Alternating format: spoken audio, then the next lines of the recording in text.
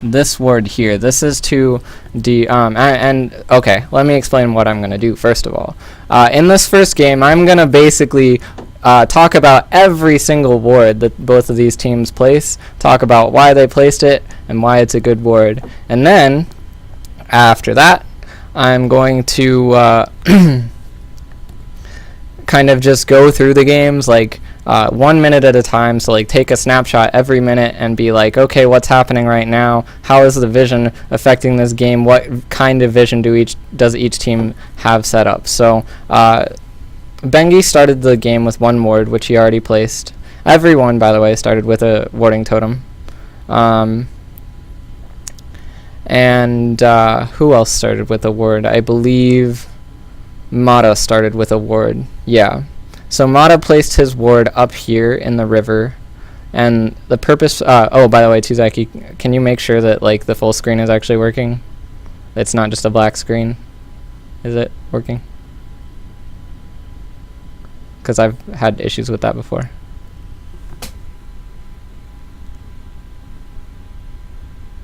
Are you there? Hello?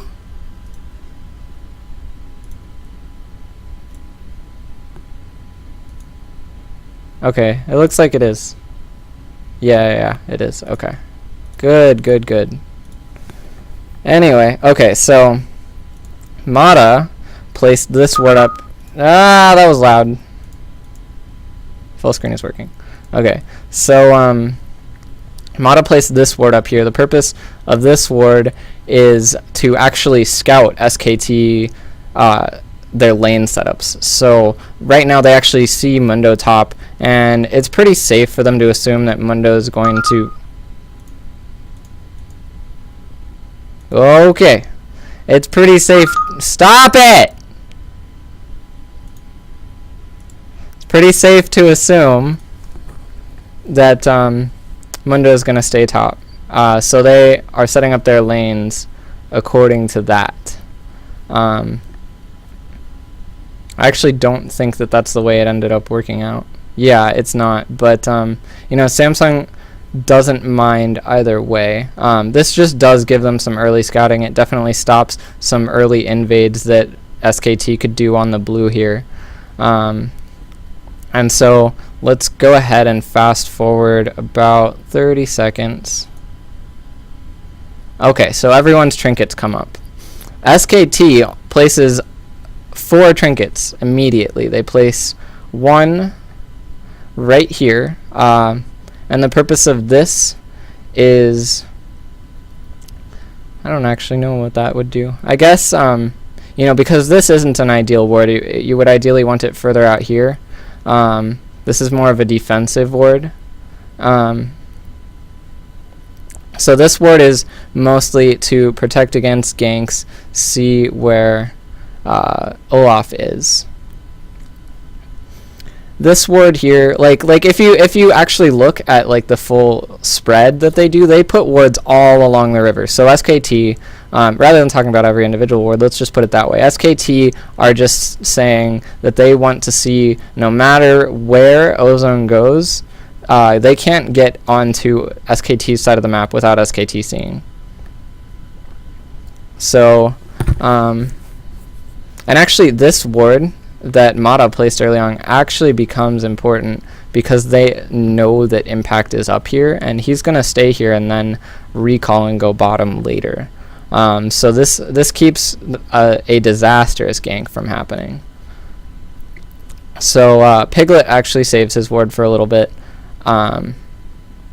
Dandy puts his ward, I believe, right about here. And Ozone is a little bit less robust with their early warding, but they space out the timing of their wards a little more, so their wards are going to last a little longer. In the end, it really doesn't matter.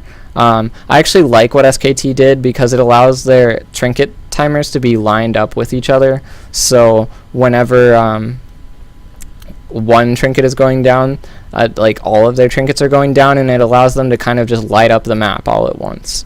And I like that Piglet also holds on to his trinket because it allows him to stagger their vision control in bottom lane. So what they actually did, I don't know if you can see it, but they placed a ward in this bottom bush. Yeah, they placed a ward in this bottom bush, so they can see whoever from SKT comes to lane, they can see when it happens, and that gives them a little bit of extra time to sit in this brush and set up a bushwhack if anybody decides to walk through there, which didn't happen. Most of the time you kind of expect this start because it's pretty standard. But yeah, so I like that Piglet held on to his ward, because what they can do then is, once this ward expires, they can replace it.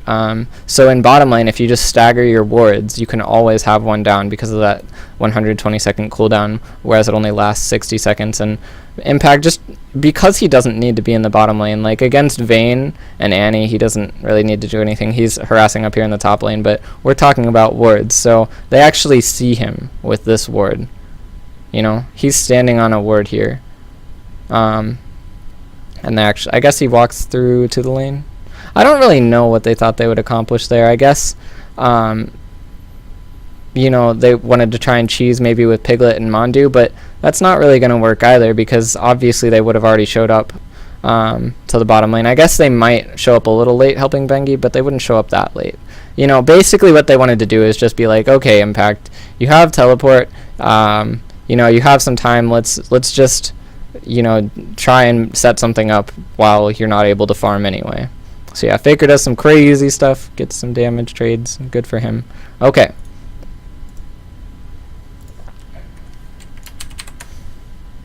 So what is the next time I wanted to look at?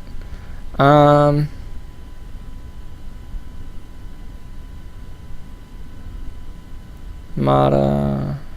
Oh, actually it was Imp that placed his ward, and then Mata waits and puts his ward in the river. That's what he's doing right now. He waits until they get pushed up. So what that means is that, you know, Imp can just stop farming for a second, and then Annie, you know, won't miss any experience while he's out of lane, and they're a lot safer, because Elise isn't going to come from blue and gank. That's just almost never going to happen, so they can wait a little longer to put their ward down, and then it'll last a little longer, give them a little more information.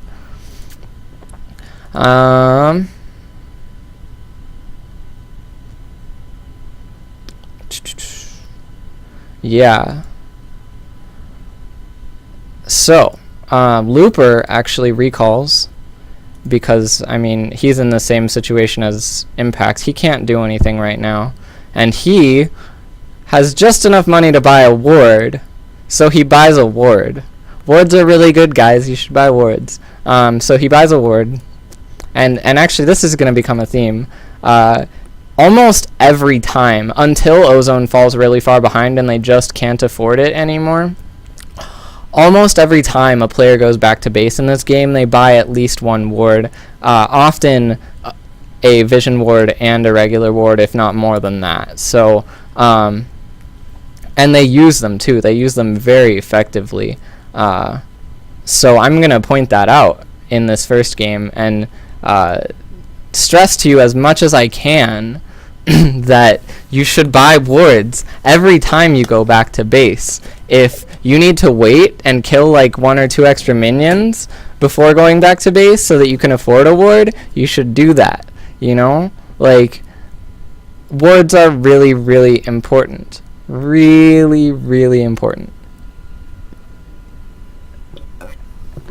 So Looper has this ward in his inventory, and I believe he places it right here at the entrance to their blue, and what that does is it protects against an invade from Bengi. An invade from Bengi in this situation is actually very likely, because a lot of times in these 2v1 laning situations, junglers really like to invade the jungle and come from behind for a gank from this tri-bush. So Bengi does that, and Faker gets a kill, and he sees the invade from Bengi, and he knows that he's there. So then what happens is Dandy responds, he gets goes up to top lane to basically stop that gank, and then they put one of their trinkets actually in the tri-bush to see Bengi, and what would have been a disastrous 3v1 under the tower is basically stopped, because Elise is the best tower diver in the game. She can stun you, get a lot of damage down on you,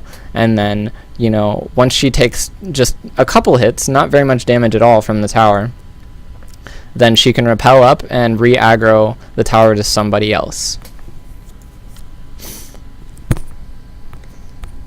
So they successfully ward off this gank, and we're going to see that happen here. So Dade dies. Notice what he bought, guys. Let's take a look at that.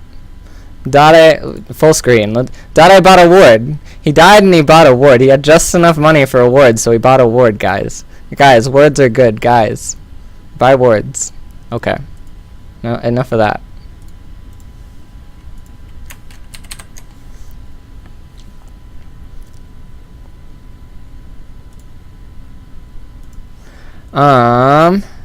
This will be a lot less boring and meticulous in the second two games. Not that this is boring. I'm giving you valuable information, and a lot of this is actually really cool strategically. And I think if you're not excited by it, then you just don't get League of Legends personally. But you know, that's just me. Vision is important. So for the second two games, I'm gonna just go over more generally what's going on with Vision, talk about maybe some of the unique things that happen. But for this game, Dandy's trinket comes up. He places it in this tri-bush to defend against Bengi here, which is what is happening right now. Faker recalls. Look what Faker gets with his first blood gold. Oh, okay, there we go. Guys. Faker had a pink ward. He put it right here. So at first you're like, what? That's not really a great position for a pink ward. It's not revealing any wards right now. It's generally not going to do a whole lot at this point in the game just because of the position it's in. But wait, guys, okay? Pink wards last forever. Pink wards last forever. That's important. We're going to come back to this ward later. Okay. So Dade places his ward in the bush next to the river. Basically, he's going to do that right about now, clear out this wave, and then he's going to do that. Right, what's that, Dade? Yeah. Okay. So he's got it pushed up. Hey, I can put a ward over here. Good for me. And basically that's just keeping Bengi from coming in on this side, because Bengi, at this point in the game, like this ward's good because it covers most of what this ward does not. Bengi's focusing on the top side of the map, as he should, because he really can't make a whole lot happen on the bottom side of the map other than maybe helping Impact, but Impact has teleport. Impact is Mundo and can clear the wave pretty quickly, so Mundo doesn't need a whole lot of help. So instead of wasting his time over there, Bengi is spending his time on the top side of the map trying to make plays. So Dade knows that this is what Bengi's doing. He's going to ward the top side of the river.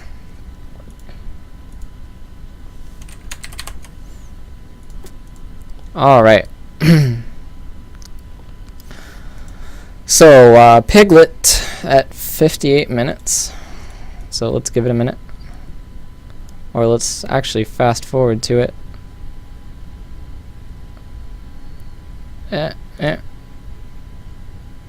58:11, why not? Okay.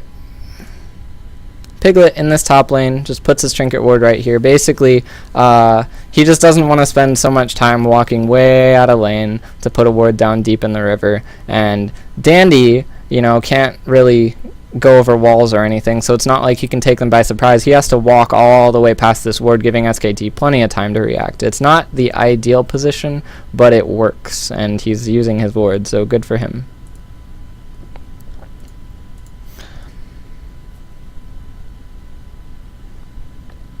Actually, the next ward I think is really cool. He actually already put it down. But Faker, whenever the spectator guy switches, Faker put this ward here. He put his trinket ward right here. And actually, when he placed it, he was going in aggressively on Dade. This ward, it looks kind of funky, but it's actually really good. First of all, what it does is it means that even when Dade is way back here, he can see him. So Dade is not going to do anything without Faker knowing. Second of all, it means that if Dandy goes and takes his red and then ganks mid, Faker will see it coming. So Faker, because he has this forward ward, he can afford to be as aggressive